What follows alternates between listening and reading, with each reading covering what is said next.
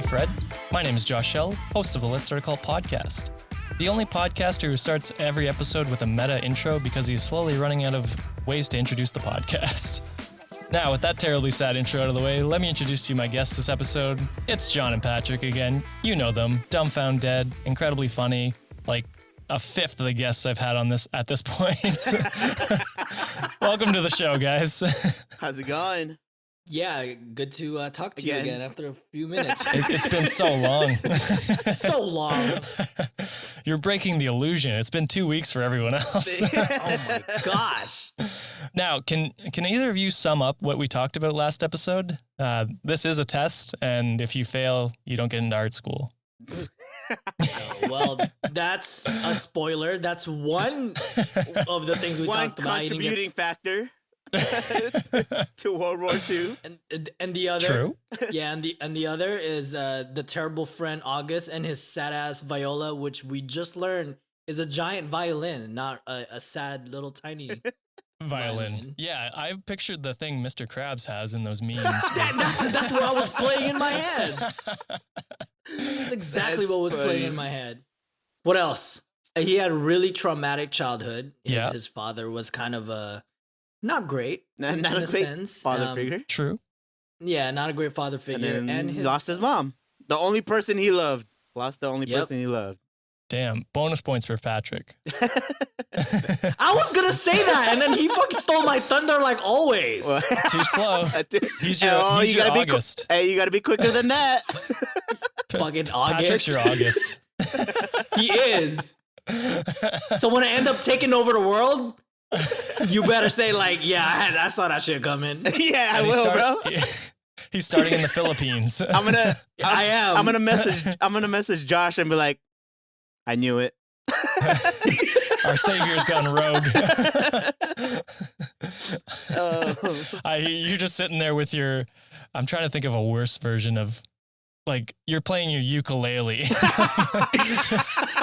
Your mandolin, just saying, I told you so. So yeah, you guys hit on most of the main topics. We talked about how Hitler became, the leader of the Nazi Party. We'll go back over that a little bit. In part 2, we will be diving deeper into the Nazi Party, its history, how it functioned, what its ideologies were, and eventually its downfall. Have you guys had enough of Hitler, or are you interested in hearing about more? More. But wait, there's more. But wait. Thank God, because I don't have a backup plan. We are a captive audience, so lay it on us. I've locked you guys down here in this dungeon, and we can't go anywhere. We are trapped. All right, we'll jump right into it then. When the Nazi Party was founded in 1920, the world outside of Germany was increasingly moving towards socialism and communism. Only 3 years before, the Imperial Romanov dynasty of Russia had been overthrown, first by the Provisional Government and then by the Bolshevik Party, which was led by Vladimir Lenin. These events would pave the way for the creation of the Soviet Union in 1922. So a little bit of that bonus. You get a little bit of the Soviet Union in this episode. Throughout the early 1920s, the ideologies of the Soviet Union slowly spread across the region, including its neighboring Mongolia. Communism was also becoming quite popular in the European continent, with a number of uprisings in Germany. One of them managed to form the Bavarian Soviet Republic in 1919, although this was short-lived thanks to the country's parliamentary forces. This was the climate that the Nazi Party found itself in when it was created only a year after the Bavarian Soviet Republic was decimated. It initially targeted the German working class, attempting to draw them away from communism and socialism towards anti-Semitic and anti-Marxist ideologies. So it sounds like, another party in the States, not saying names. Trump! Oh, shit! But we will dive into that more in a bit. For the most part, they succeeded. At the time, the political climate in the country was extremely harsh and chaotic. Given the 1919 Treaty of Versailles and the terms that it imposed on Germany, which had been defeated in World War I, unfortunately, the Jews were blamed for this loss, with many Germans perceiving them to be traitors. Like Hitler, they believed that those of the Jewish race had been unpatriotic and unwilling to fight during the war, which led to Germany's defeat. So we talked about this last time where it was for some reason, the Jews were blamed for everything, which is wild because, like, why wouldn't they blame the people they were fighting? I don't understand. Like, why couldn't they be like, those damn Britons? Like, like the rest of us. Many of these Germans formed groups where they could meet and discuss a wide variety of topics with like-minded people. They were usually opposed to the newly founded Weimar Republic and the Treaty of Versailles, with their talks denouncing democracy, human rights, capitalism, socialism, and communism. So they hate everything. I mean, at least they universally hated everything. So. That's true. Well, everything in Jews. They were like, we hate all these political things and Jews. It's like they were having a conversation. He's like, I hate banana bread. And he's just like, oh, and Jews. It's like, it's always the end of the sentence. So you have to add that in. Just fucking crazy people. Fucking August. Blame August. It's August's fault. Formed by a locksmith named Anton Drexler and the right-wing journalist Karl Harrer, the Nazi Party started out as one of these fringe groups. Hitler had originally been sent by his commanding officer to spy on its members. However, he found himself enamored with their ideologies instead. Before long, his fiery oratory skills had drawn audiences in. So I think this is kind of a fascinating thing that he was actually sent in to like infiltrate the group, and then he was like, I like what these guys are saying. It's like, oh, okay. Yeah, it's like, damn, motherfucker spin. What was that? What was that you said about the Jews? You know what? You might be onto something. Taking notes. Yeah. All right. He's like, you know what, Captain? I don't know if they're that bad. Oh God. Yeah. Yeah. So clearly he just gets roped into it, and yeah. It's kind of wild. It's interesting to imagine if he didn't get sent in there, what would have happened? Like, would there be another Hitler? No. Like, so many things had to go wrong for Hitler to become a household name. You know what I mean? That's true. Like, it's crazy. It just lined up so perfectly. So perfectly. According to the historian and scholar Louis L. Snyder, quote, Hitler was impressed with Drexler's ideas. He agreed wholeheartedly with the concept that there existed a diabolical Jewish capitalistic Masonic conspiracy, which had to be counteracted. He believed that Drexler was right. On the one hand, there were the innocent German workers, farmers, and soldiers. On the other hand, there was a common enemy, the capitalistic Jew. From this germ came the essence of Hitler's Nazism. End quote. With Hitler's passionate speeches appealing to a wider base, membership in the Nazi Party skyrocketed, and it turned into an actual movement, one that sought the unification of the entire German Volk or race. More than that, though, they believed that as the Aryan master race, they were doomed to be locked into an eternal racial struggle against those of inferior races, including the Jews. For them, this conflict would only end if the German Volk united in complete subservience to the state. So, now they're including other races. This is the first time I've noticed it. Yeah. As a white person, I don't think white people are superior, and it's quite obvious with what I see online. I mean, a lot of your obsession with mayonnaise is a lot to be desired. So I would say that's a weakness. Love mayonnaise. I love mayonnaise. I fucking knew it. But my girlfriend hates it. See, it counteracts. Which is wild. Yeah. I have never met a white person who doesn't like mayonnaise except for my girlfriend. It's crazy. Like, I don't understand. So you think mayonnaise is our downfall then? That's our weakness? That and spicy food, kind of. Ooh, that is true. That's true. What we call spicy, like I'm at Boston Pizza and they got the spicy meter. It's like a 1, and I'm like, that's too spicy. And that's Boston Pizza. Oh my God. It's white spicy. This avocado is spicy. Ooh, is there some pepper in that? Just salt, please. Oh. no. I'm dying. I like to live life dangerously. How do you get the minivan?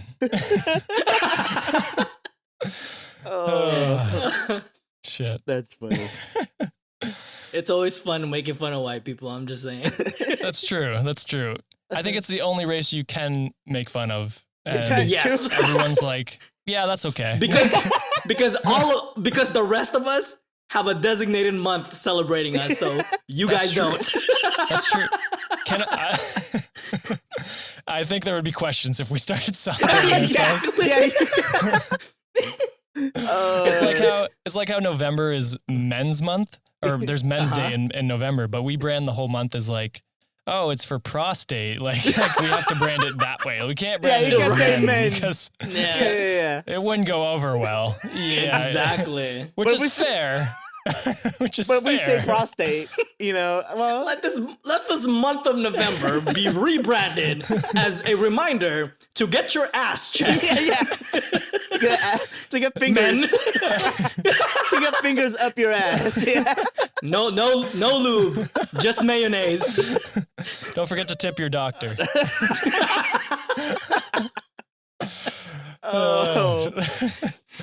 What are we talking about again?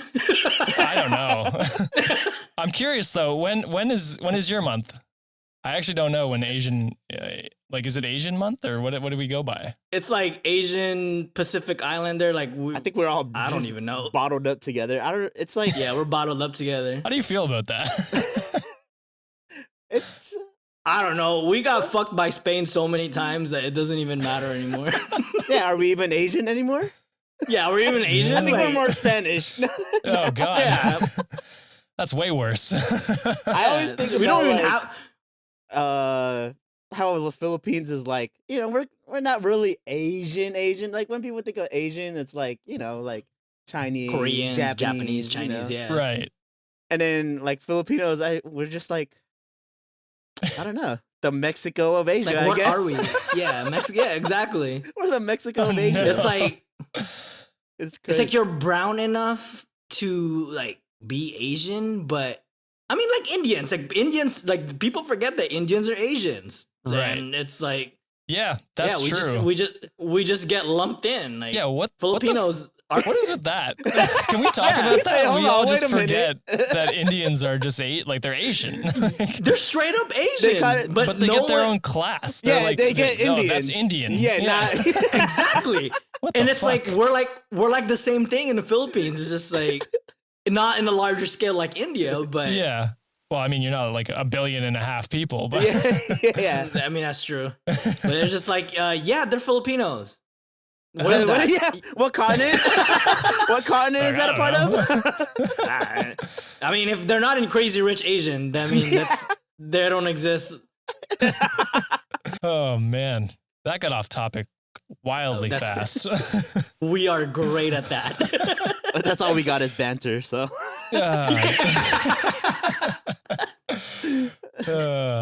Actually, I was gonna go off on a rant anyway, so this is perfect. So much like cults, the Nazis demanded an all or nothing mentality, where they led people to believe that they are their saviors and the superior beings, and that only by joining them will you be victorious. Usually, it's more of a religious reason for people to join, like a group or cult or something like that. But in this case, the motivation is race and nationalism, which I find kind of interesting. So, not a Jesus figure, but I don't know, a country like it's just your country you're kind of joining for, right? Patriotic with my air quotes. Marks, yeah. Nationalism is a better term for it, I think. Trumpies. Oh my God, I'm sorry. I need to drink more water. The comparisons get even crazier, and we will go into that. Among the men whom Hitler spurred to joining the Nazi Party was one of his commanding officers, Captain Ernst Röhm. He proved to be instrumental in growing the organization, as he had access to money that they had used to publish their propaganda and advertise their meetings. In February 1920, the Nazi Party published its first program, in which they outlined the refusal to accept the Treaty of Versailles. They also called for the reunification of the German people, which had been split up when Germany was forced to secede some of its territories following the First World War. So all that's like, all right, you know what? Fair. They were pretty harsh on you guys. Take it back. Yeah. Take back what's yours. yeah. Like the Allied powers, were they the Allied powers at the time? Whatever, America, the British Empire, they were pretty harsh on Germany, which definitely created all this resentment. And there is something to be said, like, for us to take the blame on it is like fair. And I say us, like I wasn't obviously there. But like us as nations should have understood that this would push them to radicalize further. But they were just, pissed off and wanted recompense for a war that killed millions, which is fair as well. But, two sides to the coin. Two sides to the coin, you know what I mean? Right. So all that was fine. But the program also highlighted the organization's beliefs regarding nationalism. In particular, they advocated for equal rights to be granted only to German citizens or those who could prove that they had German blood. The Jews, foreigners, and other undesirable races were to lose their citizenship rights, while immigration of non-Germans was to be halted. Now, John and Patrick, I have no idea where you stand politically. I'm a Canadian, so correct me if I'm wrong, but does not every single thing I've said so far remind you of the MAGA right and the QAnon assholes? That's so crazy how much it aligned. It's crazy. Yeah. And it's because we're undesirable. So it's like, oh my God. Me too. Yeah, I'm not American. So. But yeah, like Jewish conspiracies, nationalism, undesirable races, targeting the working class, concentration camps, like it's all there. And like you can say that these people are responsible for their beliefs, but if you're being force-fed beliefs from every single angle, friends, families, like social media, advertising, TV, like if that's constantly all you're getting, then of course you're going to start believing in this shit. You know what I mean? Right. Like, yeah. And it's that kind of thing where it's like, you can't blame the victims of the cult, but you can absolutely blame the fucking people that start it and run it. Oh, exactly. And it's like a whole ass indoctrination process, like people were just force fed this idea and it's their way or nobody's way. Yep. Yeah. And they wouldn't budge at all. And then like to like almost the end of their term, they incited shit because the decision, they couldn't handle the decision that was made by the people, which is insane. Yeah. And I can guarantee you that, well, and actually I think we talk about a bit more in a few paragraphs from now, that the Nazis do the exact same thing where they incite violence and stuff like that to other political parties to get their way, basically. And right. I mean, luckily America had a lot of safeguards, which thank God there were so many, because it wasn't far off from me being like, I don't know, maybe we should build the wall. Like, and it pay was for getting it to too. that point. But yeah, that is so crazy that how much it aligns to what the Nazi Party really believed in. The whole immigration thing and pulling people's citizenship. I don't know if that's possible here to just pull people's citizenship. I don't know, because in some regards that's kind of what they're doing to the Mexican citizens. I don't mean to get too political, even though this is a political party, but in some ways that's kind of what they're doing to Mexican people who are living here, right? They're putting them in concentration camps or that want to come over and declare what is it? Is it like declare asylum? Asylum. Yeah. Yeah, so they're not allowing people to declare asylum and just keeping them in these camps, which, I mean, I don't care how you feel about immigrants, but it's a concentration camp, basically, without the killing, you know what I mean? It's inhumane. Yeah, and actually, we talked about this in a previous episode that we had, and we were saying, like, because Patrick and I were, his parents were immigrants, I'm an immigrant, and, we understand that there is a law that pertaining to like immigration and all that. And I understand, okay, there are rules to getting to here, but sometimes you just gotta the right way. Yeah, the right way. It took us like many years. Yeah. It took my parents like at least a decade to get to the US. But when people are like trying to seek asylum, when they're trying to seek help because of the inhumane ways that they're being treated in their parts of the country, it's insane that you remove the human aspect of it and say like, hey, fuck your feelings, fuck your people, or fuck your situation. You can't come here. Like we can't help you. That's inhumane as Right. hell. That and when they separate kids from their Exactly. parents. That's I think that's the worst part of it. To separate your families, it's just insane. It's insane to me. It's just a crazy idea to me. It is, and there's also this huge notion of like when kids end up going to the system, okay, their lives become, really messed up, and then they might end up in a life of crime, and then they just Right. keep blaming the people that are immigrants or coming here. It's like, oh, your people or your type of people do these types of things. Like you guys are bad people, Right. but no, it's Yeah. like you put them in situations where they can't succeed at all. Yeah. Exactly. And it's a huge drain on resources and tax money. Like you're better off either accepting these families in and like working through the process of getting them to be citizens, or I don't understand why, but if you're deporting the parents, I would assume that they would prefer the kid. Like they should have kids the to go option with to be them. like, I want the kids to come with me. You know Yeah, what I yeah, mean? yeah. Right. Because I can give 100% those kids are better off being with the parents. Yeah, For sure. And because since the parents made the decision for those kids that they should ultimately be responsible for their children to go back if deportation was the main course of action. Like I just think Absolutely. it's just ridiculous. You're putting them in situations where they would end up with somebody else in a foreign country. That's setting up a child like for not successful life. And then you have citizens that hate the government.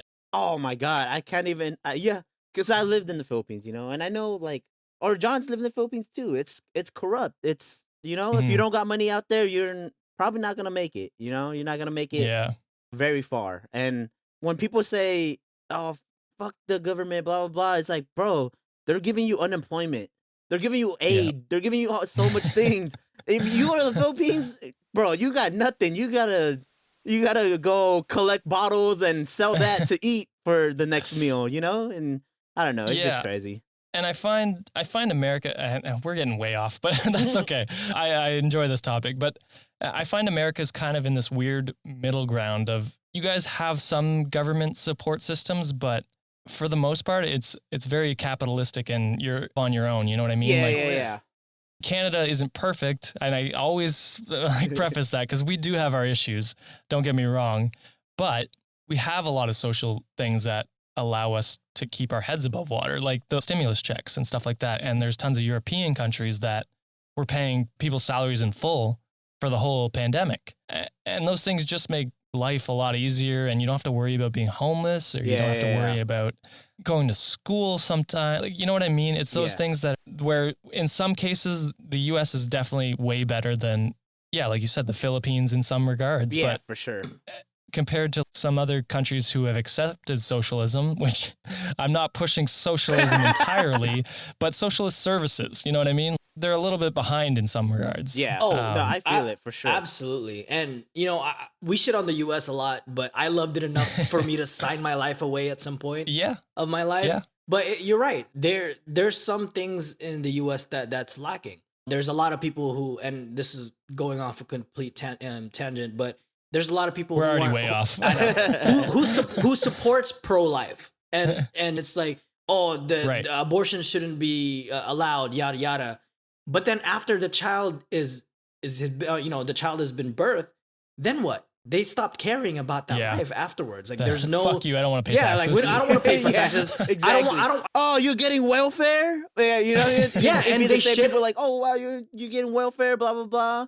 Yeah, exactly. They shit on the same people that they're saying that, hey, have that baby. Have that baby. And the next thing you know, it's like, oh, you had a baby. You're stupid. Like you shouldn't have done that. Like, you can't even afford it. Blah blah blah. And it's just that is true. It's just the it's just the hypocrisy of it. And then along with that, like they start the previous party try to fund Planned Parenthood, which people just saw like, oh, this place is just nothing but straight up abortion clinic, but they don't know that it's a preventative medicine place or a place where they could be like, oh yeah, I'm about to smash next weekend. Let me grab like 10 bags real quick just to make sure that no fucker will pay for my, babies down the line type of shit. But they don't, not how it works. They don't see it like that. They just see it as a waste of resource, but they don't know that it's helping other people prevent these types of things. You know, it's just insane. Yeah, they're more preventative, and like abortion's been legal here for, God, I don't even know, most of my life, if not all of it. I can't remember. But it's not like it's a thing where we just go, oh, I'm going to go get an abortion. Like you said, like it's not like a thing, right? It's not. It's more of an educational tool as well as the preventative measure. Like it's the last case, like last ditch effort. If you have no other option or you're not ready and you accidentally, everyone makes mistakes. Everyone fucks up, whatever. Before that seed becomes more than it is, it's and I mean, this is a tricky topic, but it shouldn't be. It should just be, you do whatever you want to your body. I mean, this is 3 men talking about abortion, which is hilarious. It really is. But it's honestly, do whatever the fuck you want. It's not my body. You know what I mean? Overall, I think that the message that should be out there is that the resource should be available for those who needs that support or who needs that help. And the fact that was being taken away, that's the fucked up part about it. I agree 100%. So to cap that all off, happy Women's Month. Happy Women's Month. Hey, there's a lot of strong queens out there. And my wife is as strong as hell. Like, she's the backbone of this household. I don't give a fuck. I have no pride saying that shit. I'm a sugar baby. Hey, but did you get your PS5 yet? Hey man, shut up! I ain't got my PS5. I haven't been acting. He hasn't got his allowance yet. I know. I haven't been acting up right. Hey, he hasn't been acting right. That's what you get, man. Hey, shout out to all the strong women out there, man. Y'all are killing it. I mean, not like Hitler killing it, but like you guys are killing it. No. So proud of it. So proud of everything that y'all doing. I did not think we'd get to a women's right in abortions in this Hitler episode. But we did it. You never know what you're going to get from us. Absolutely never know. Go check out the Dumb Fountain. Let's get back on track a little bit, because I guarantee we'll get off track again with everything that's coming up. So we were talking about the program that they released, which, promoted nationalism and anti-Jewish rhetoric and stuff like that. This controversial program became known as the 25 Points. As harsh as its terms were, it appealed to the German working class, since it included measures that promoted the redistribution of income and war profits, as well as profit sharing in the country's primary industries. It also called for the nationalism of trusts, drastic increases in retirement pensions, and free education, all of which were initiatives that practically every German on the street supported. Now, these are socialist beliefs that people like to point to. However, I'd like to, counterpoint, it's nationalist socialism, so none of the other races or Jews are getting these benefits. It's just Germans. It's just the white Germans. Yeah. So. It's like you're invited to the party, but you can't show up.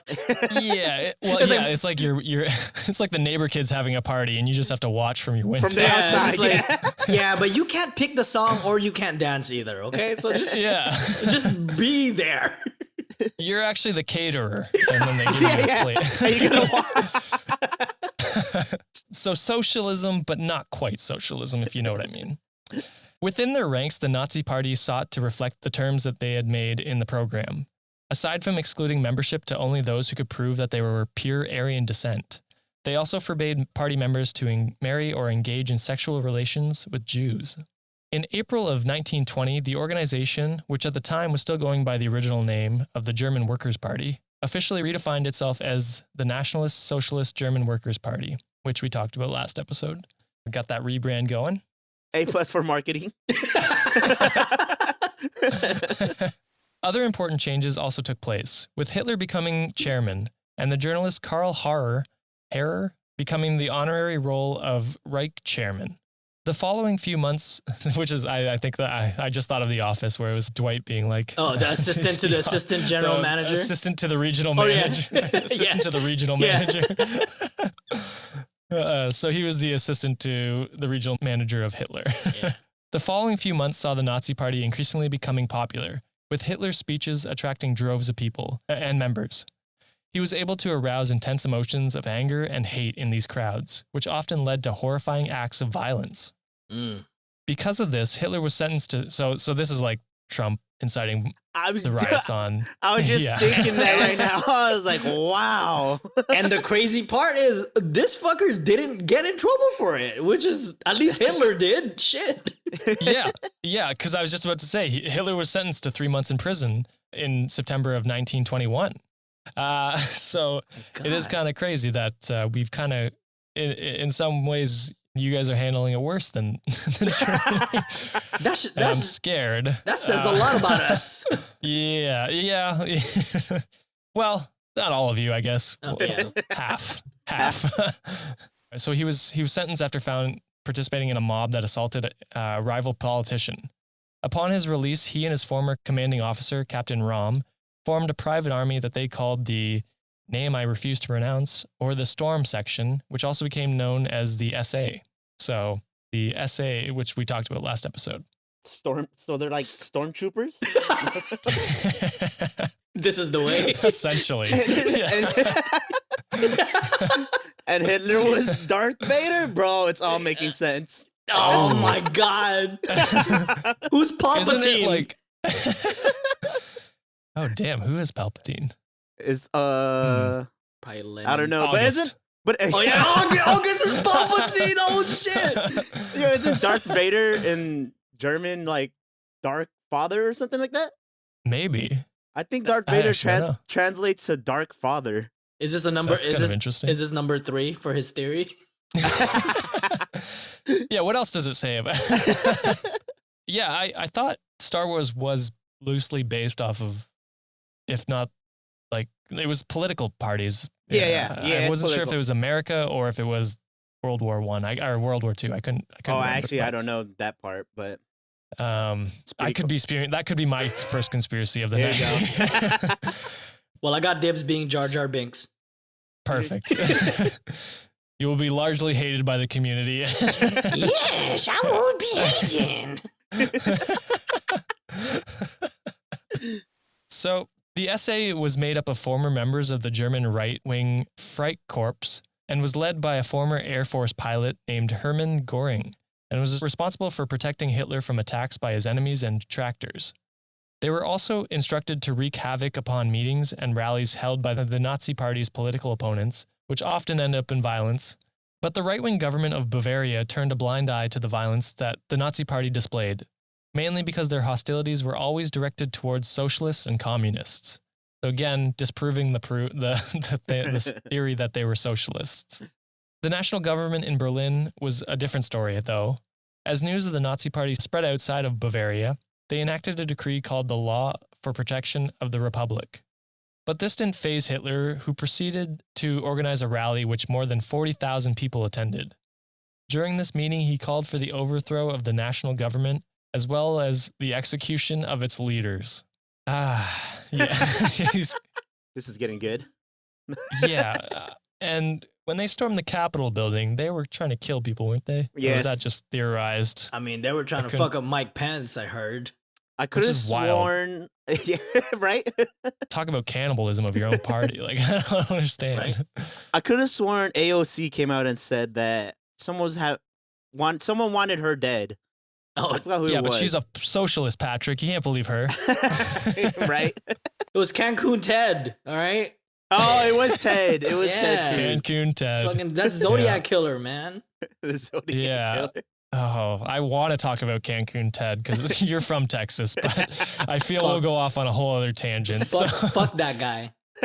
All right, we'll leave it at that. That's a perfect summary. Yes. Despite these alarming statements, his audience was enraptured. One of them was a very wealthy and well-educated man from Berlin named Kurt Ludwig, who recalled that, quote, "I studied this slight, pale man, his brown hair parted on one side and falling again and again over his sweating brow, threatening and beseeching with small pleading hands and flaming steely blue eyes. He had that look of a frantic. Presently, my critical faulty was swept away. He was holding the masses, and me, with them, under a hypnotic spell by the sheer force of his conviction." End quote. I love the small hands. I was going to say, did he have small hands and hair parted on one side? Steel blue eyes. Steel blue eyes? Dude, this guy was in love. Woo! We are hitting all kinds of... We're in the Matrix now, I think. He said small hands. Why do you have to put out that? I don't know. Damn, I gotta be so observant. Shit. It's perfect. It's perfect. I think he was trying to paint the picture that Hitler didn't seem so... dainty? Yeah, he seemed dainty, you know? He had Yeah. small hands and This still dude- blue eyes. This dude sound like he's starting his Hitler's OnlyFans account. Shit. It's like, check out my boy Hitler's dainty small hands. Subscribe now, OnlyFans. $5. And you get to see everything. Yes. $9. Oh, god damn. 10 points for Gryffindor. Yes, sir. 9 points. It's right there. Hey, damn it. Dwayne Wade gave that a 9. Oh, shit. This might be the longest episode yet. The day after Hitler's speech, Ludwig joined the Nazi Party, where he became one of the most important fundraisers. The ranks of the Nazis were filled with individuals like Lundick, whatever his name is, Lundick, whose anger and frustration at the circumstance. I thought you were going to slip it says, and the circumcised. Very mature. Shit, it was right there. Very. Oh, we're so mature. All right. With individuals like Ludwig, whose anger and frustration at the circumstance that Germany was in were intensified by Hitler's passionate orator. They saw in him a man dedicated to improving their lives, even if it meant making drastic and controversial suggestions. As the ideologies of the Nazi Party spread, its leaders began to take an even more aggressive approach towards their goals of German reunification and the dominance of the Aryan master race. For instance, they attempted to overthrow the Weimar Republic through a military coup that involved their followers marching to Berlin to seize power from the national government. On November 8, 1923, Hitler marched into a beer hall in Munich, where the state commissioner of Bavaria, Gustav von Kahr, was giving a speech at the time. There, Hitler declared a national revolution that would abolish the Weimar Republic, which was despised and widely regarded as weak. However, this attempt at a coup d'etat was quickly extinguished by the armed police, who proceeded to arrest and charge Hitler with treason. For this, he was sentenced to a 5-year jail term, although he ultimately only served 9 months. It was during this time that he wrote his autobiographical memoir, Mein Kampf, which contained a chilling outline of his political ideas and belief system, as well as more Nazi propaganda. According to historians, Hitler's lenient sentence was due to how he managed to turn his trial into a political rally. Rather than being seen as a violent, dangerous instigator, he instead came off as a radical orator who was merely looking out for Germany's best interest. This, combined with the public's deep dislike for the Weimar Republic, meant Hitler was perceived as a martyr, being picked on by the national government, which was an image that won him, along with the National Party, many supporters. So it actually kind of backfired. The coup may not have worked physically, but in the minds of many Germans, it worked in swaying them over to the Nazi Party. Yeah. With Hitler's imprisonment and the publication of Mein Kampf, membership in the Nazi Party skyrocketed. Among those who joined it was a man from Munich named Heinrich Himmler, whom history would one day refer to as the evil genius of the Third Reich. So I think everyone knows Heinrich Himmler. Not a nice guy. His fanatical nationalism and the deep loathing that he had towards the Jews impressed the rest of the party members, even the chairman himself. Because of this, Himmler was chosen to lead Hitler's personal bodyguard, the Schutzstaffeln, or the SS. I have a hard time pronouncing German names, which is hard for me to admit because my last name is German. It's spelled the same as a lot of these, which is scary. I don't like it. Like they all have the SCH, which is my last name, Shell, SCHELL. Yeah, and I am just having a tough time, but that's fine because they were shit. So they were shitty people. So.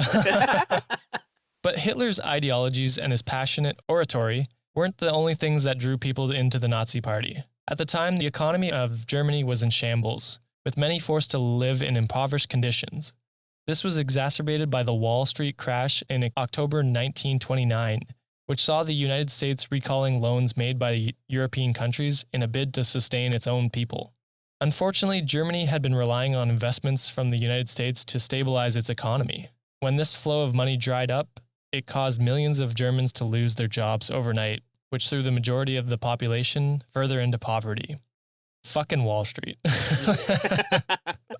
I don't know. Like I'm thinking of all the I know that we're on this comparison what's happening now to what's happening. Like it's crazy how Wall Street now is like a big thing. Like it's crazy that it's not necessarily crashing, but no, it's in the news. It's going to. It's going to. Yeah, the stonks will go down. I'm sorry to tell you guys. Sorry, we're not going to the moon, guys. We're going to the Earth's core. Right. And we got first class tickets. Yes. Yeah. Maybe we'll see Hitler. He's down there somewhere. Yeah, he's down there somewhere. Keeping a space for all of us. He's taking over. Like the devil was like, the devil works under him. Now. Yeah. No, the devil works under him. He took over. He's like, damn. The devil's probably like, holy shit, you're making a lot of good points. Yeah, it is crazy, like the connections to nowadays. And it is true. History does repeat itself. And it's kind of scary if we don't stop things where it could go. Like this is kind of a red herring. There's a lot of red herrings right now. In this case, it's an orange herring. So it's an orange herring. Feeling humiliated, defeated, frustrated, and hungry, many turned against the Jews, whose businesses had survived the onslaught of the Great Depression. The perception of outsiders flourishing in Germany, while Germans themselves tried not to starve to death, fueled their anger even more and spurred them to join the ranks of the Nazi Party. This growing support for the Nazis was proven by the fact that in 1930 they managed to score a whopping 107 seats in Parliament, a far cry from the 14 positions that they had secured during the election only 6 years prior. With that, Hitler became the leader of the second largest political party in Germany. This position gave him untold levels of power, which he used to argue against parliamentary democracy. Instead, he pushed for a single-minded government with a strong mandate, claiming that this would be the only way to escape the economic depression and bring the country back to its former glory. Make Germany great again. Holy shit. Where's the merch? Should I start selling merch? Yeah. Make Germany. No. Red hats and everything. Holy shit. Sounds about right. MGGA. I'm glad you guys are here to make this lighthearted. This argument proved to be successful. Although what really consolidated Hitler's power was the display of aggression and violence that the Nazis displayed in the years that followed their dominance in the 1930 elections. For instance, a horde of them assaulted 57 members of the German Communist Party in Reichstag, while the SA carried out frequent attacks against socialists and communists. Their actions were fully supported by Hitler, who by then was no longer attempting to hide his extremist views. This spurred several of the country's most well-known industrialists to fear an uprising, one that was echoed by the Bolshevik Revolution in Russia. Fearing for their safety and their wealth, they petitioned the aging president of Germany, Paul von Hindenburg, to give in to the Nazi Party's demands.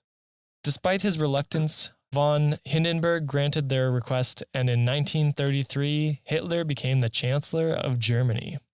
Now, do you know which products and services won't demand Hitler become the Chancellor of Germany? My God. The ones that support this podcast. We are on a roll. Let's go. Oh my God. The plugs are amazing.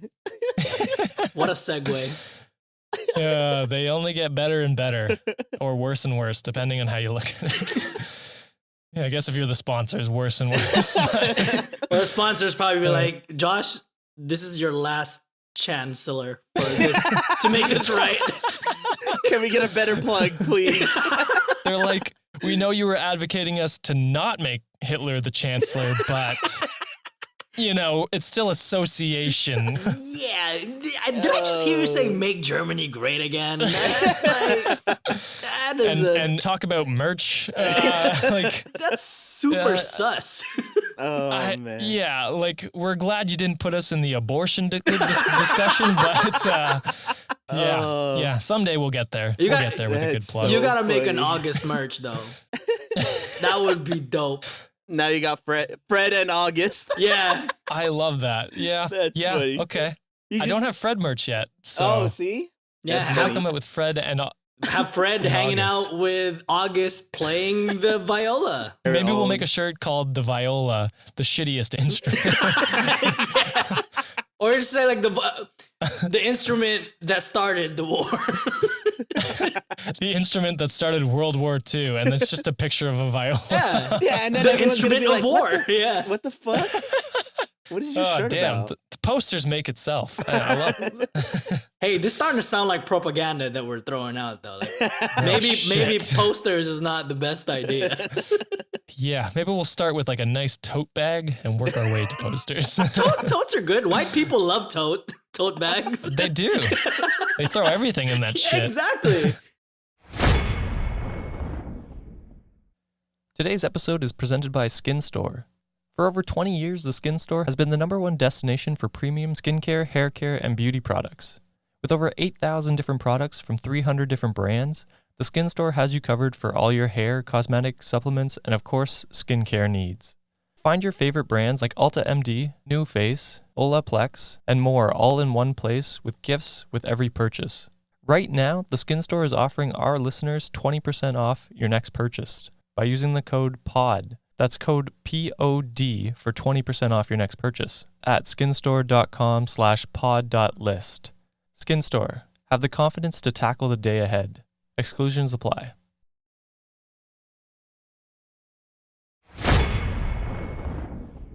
The Nazis launched a wave of unchecked terror across the European continent, aided by the loyal SA and SS, who were used to subjugate political opponents and anyone deemed to be an enemy of the party. The SS in particular played a critical role during the Second World War. As the self-proclaimed political soldier of the Nazi Party, their responsibilities were vast, encompassing nearly all the state operations. ICE. For instance, the Align SS, or the General SS, took care of the police force, both foreign and domestic espionage and racial matters.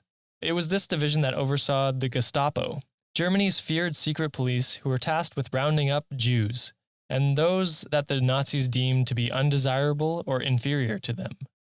On the other hand, the Waffen SS, or Armed SS, were the elite combat troops who fought alongside the regular German armed forces. They were also known as fighters fanatical to the Nazi Party. It's... holy shit, that word is long. Germany is a ridiculous language.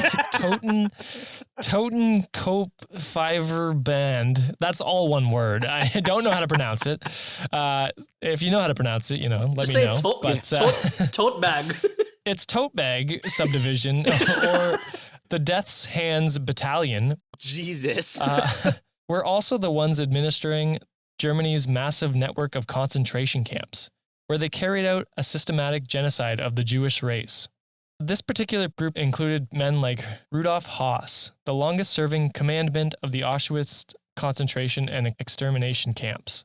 During the Nuremberg trial in 1946, Höss sent shockwaves throughout the entire courtroom when he wrote the affidavit that, quote, I commanded Auschwitz until the 1st of December 1943, and it estimated that at least 2,500,000 victims were executed and exterminated there by gassing and burning, and at least another 500,000 succumbed to starvation and disease, making a total of 3 million dead.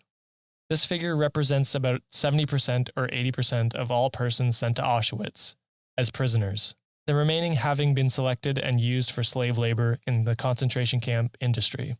End quote. When the prosecution accused him of murdering more than 3 million people, Höss chillingly replied that he had only been responsible for 2.5 million, as the rest had died from either disease or starvation, which crazy that he was like, only he was 2.5 million. That's like, oh my, one, are you downplaying it? Like, I don't understand. One is too many. Like, Jesus Christ. Absolutely. Yeah. Like, we have whole documentaries on people who kill one person. Right. Yeah. This guy killed 2.5 million people. It's unfathomable. Like, it's just it's a crazy number to wrap your head around. Like, less people have died from corona so far. Yeah. I mean, that's not demeaning corona, but you know what I'm trying to say. Right. It's a terrible, I'm doing terribly right now. I'm floundering. I will just continue on. In the end, he was hanged on April 16th. Hey, my birthday, 1947, on a makeshift gallows constructed next to the crematorium of the former Auschwitz concentration camp. They should have put him in one of the gas chamber or right, or burn him. You know what I mean? He definitely deserves way worse than what he got. He deserves. They should have just put him in the middle of Germany, invited all the Jewish people who had been torn from their homes, placed him in the middle of them, and just let them beat him to death. Yo, that would be poetic justice right there. Yeah, and then like it'd be like, I don't know, like obviously that's a stretch, but and violent, but it shouldn't be. Like, he took out the human aspect of what he did to those millions of people. Like, he deserves nothing less. Yeah, Jesus Christ. Yeah. I guess the counter to that would be, if we stoop to that level, then we're no better than them. But at the same time, it's like, fuck them. Yeah, you know true. what I mean? Right. Like, I'll stoop for a second, you know? Counterpoint, fuck them. But it's like, you can kind of justify that, like, you know, for like those mass murderers, you give them like the electric chair or the lethal injection. But I mean, at the most, I mean, I'm not downplaying any of that either. I mean, at the most, what's like the most prolific serial killer? Probably killed like 130 people at the most, something like that. Ooh, yeah. I don't know. I don't know who it is, but hundreds is nothing compared to like millions.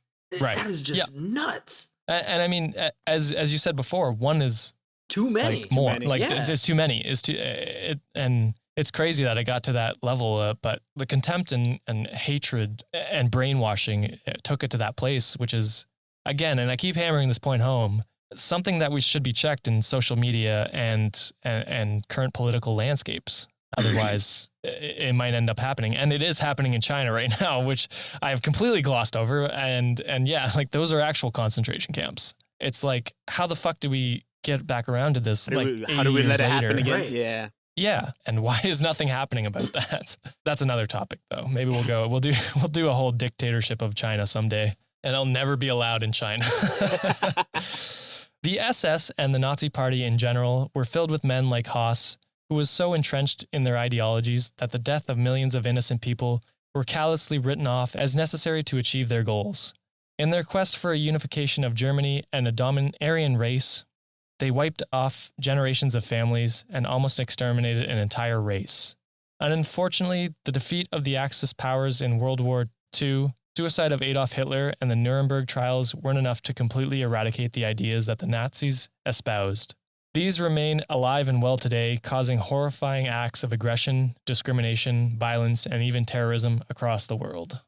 That is the end of Hitler and the Nazi Party. We made it. Oh my God. We made it. I would like to, and I ended off with the warning, it is still a prominent idea. We may have killed off the members, but the ideologies still remain. Absolutely. And I mean, especially now with the abuse of Asian people around the world is ridiculous. I don't understand when we will come to a point where we're like, we stop seeing each other as races and we just see each other as people, equals. Like, well, how is that hard? How is that hard to do? Absolutely. That's so crazy that you bring that up, because I have a 7-year-old nephew and he's going to school. And I asked him, when the new school year started, I asked him, I was like, oh, who's your friend? Blah, blah, blah, right? And he says like, whatever, some name. I'm like, oh, what is he? You know, like, I'm like, oh, what is he? Yeah. And he's like, oh, he's human. And I was like, yeah, you're right, you know? Wow. Yeah. And but then I asked him, I'm like, what are you? And he's like, oh, I'm Filipino. He still doesn't get other races, you know? Other races. Yeah. He doesn't. Yeah. He's human. And I was like, yeah, you're right. But which is like, you know, like a kid can understand that. Why can't grown adults get to that point? Which shows that it's like a societal thing that's... Yeah, it's taught. Yeah, exactly. The hatred is taught. Yeah. Because you can put kids in a room with any other kid and they will play with that kid. Yeah. They might fight and argue, but they're not going to fight and argue over... Yeah, exactly. Over a toy. They're not going to fight and argue over race or who's superior to the other. They're just going to be like, hey, I was playing with that. Yeah, exactly.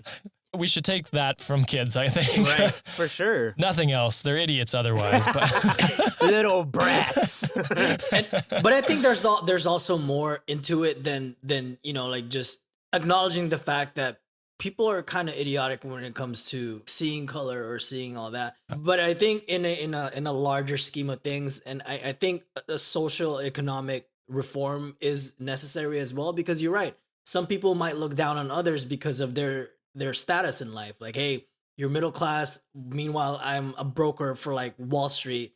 Like I'm gonna look down on you because you're not in my same level. So therefore, I don't have that respect for you. And I think that's when literally shit rolls downhill. And I think there's just so much more things factoring why we can't just respect each other as people for who we are. Yeah.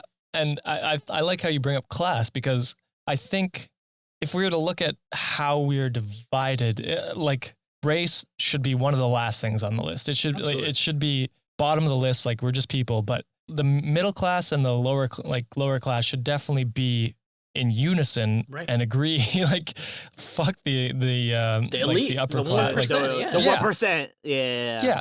Because they're the ones fucking you over and manipulating you into hating the other races. Like they're the ones lobbying for systemic systems that keep other races down. Yeah, and I don't understand. And this is what bothers me every day. I'm a huge food guy, okay, and as when it comes to like diversity and other cultures and all that, it would be so boring to just have one quote unquote master race when you can go fly down to Cancun like Mr. Ted over here, grab you some freaking amazing like tacos or birria, or go to India and have some, curry. Go to Japan, have some, like all the sashimi and all that stuff. It's like, I just hope people understand that like the more diverse we are, the more things that we can appreciate culturally and culture-wise that people can kind of borrow from each other and like expand on or borrow from, and just we just gotta learn how to new, and sometimes make something new. Exactly. Yeah. Absolutely. Yeah. Or sometimes like, like the most like fusion of things creates a better world. The most amazing stuff. Exactly. Yeah. Asian fusion restaurants, isn't that a thing? Yeah. Like I love tacos with Korean barbecue. Like holy shit. Like combining those two worlds together. Like, oh my God, I'm in heaven. Genius. Yeah. Yeah. I was going to say something, but I forget what my point was. Damn it. The white guy lost the point. Damn it. Now no one's gonna listen. Fuck. Shit. Damn it. No, but it's what your 7-year-old nephew said. We're human, and we're all humans. We're all in it together. If we fail, we all fail together, and if we succeed, we all succeed together. Is what we should start looking at it as. Well, are we that good? We wrapped up the political part of the conversation. Yo, this episode just went crazy. Yeah, I mean, I think it's great. I think these conversations need to be had. Yeah, for sure. I love promoting these ideas, which is, I mean, and that's why I love having you guys on. You guys have brilliant ideas, and it doesn't always come through on your podcast. I know. People, that is true. We had one serious episode. It was about the whole Capitol riots and whatever. We turned it on and we were super serious for like 15 minutes, and then I'm sure the dummies were like, "Whoa, okay." Like these did I change podcast? Did I click next on accident? Yeah.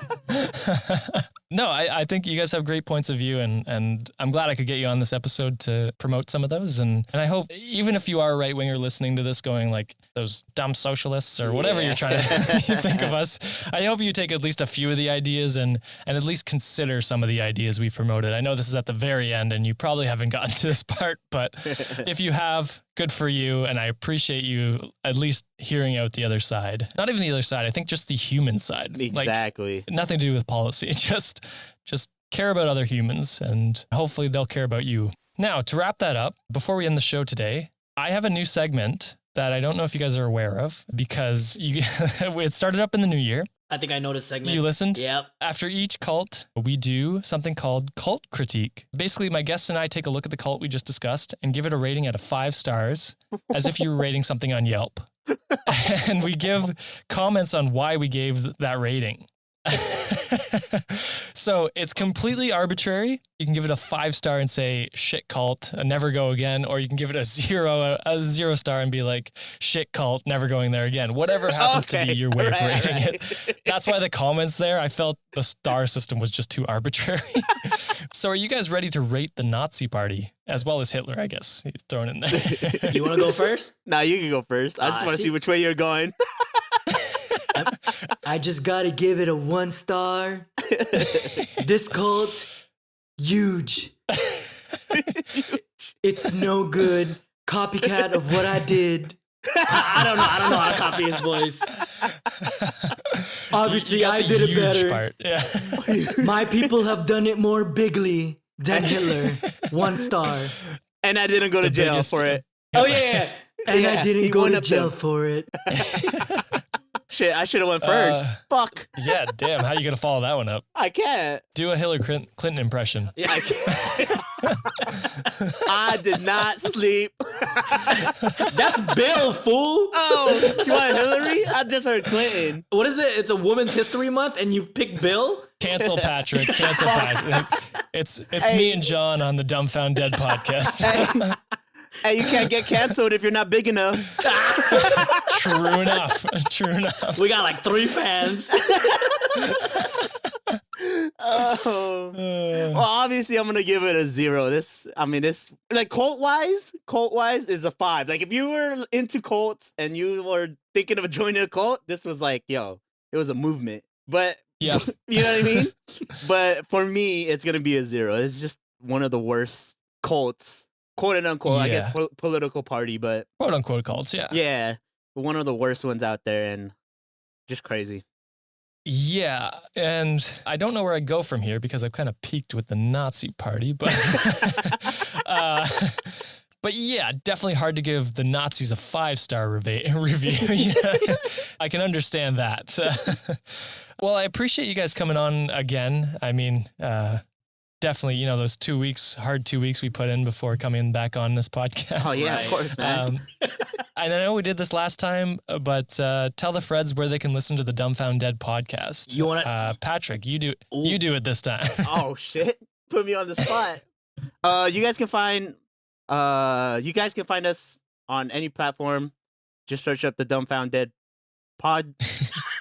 We also have a website. No, let me do this shit. Oh, okay. So you want me to do it, and then you tell me not to do it. You're killing it. Let me do You're it. Making them feel inadequate. Come on, I got it. All right, you can find us wherever you find your pod. I know you just listen to us speak smartly, but we're really dumb at the Dumbfound Dead pod. So you can find us wherever you find your podcast. We're on Apple Podcasts, Spotify, Stitcher, all that. Or you can check out our website. We're on the dumbfounddeadpod.com. And also subscribe on our YouTube channel. Hit that subscribe button. Well, we're not going to be on a video, but hit it right there. Oh, you've been practicing. Somewhere. Oh, I've been practicing. Hit it right there. I'll throw some links in the bio. Yeah, there you go. Oh, man. But yeah, once again, Josh, thanks for having us on again after 2 weeks. But yeah, definitely go give the Dumbfound Dead a listen. They're amazing to listen to. As I said, out of how many episodes you guys at now? 30. I think we're close to 30, a little over 30. Yeah, around 30 episodes, 40 maybe by the time this comes out. You guys just fly through episodes. It's crazy. And in those 40 episodes, as they said, they have 15 minutes of clarity. So just search for that nugget of clarity somewhere. Download all the episodes and go through them. Exactly. I was going to say, well, you got to listen to all of them and find the clarity. It's like an Easter egg. Now I'm going to tell you which one is which. Thank you, Fred, for listening, and thank you, John and Patrick, for coming on today. We will see you guys next time. Laters. Peace.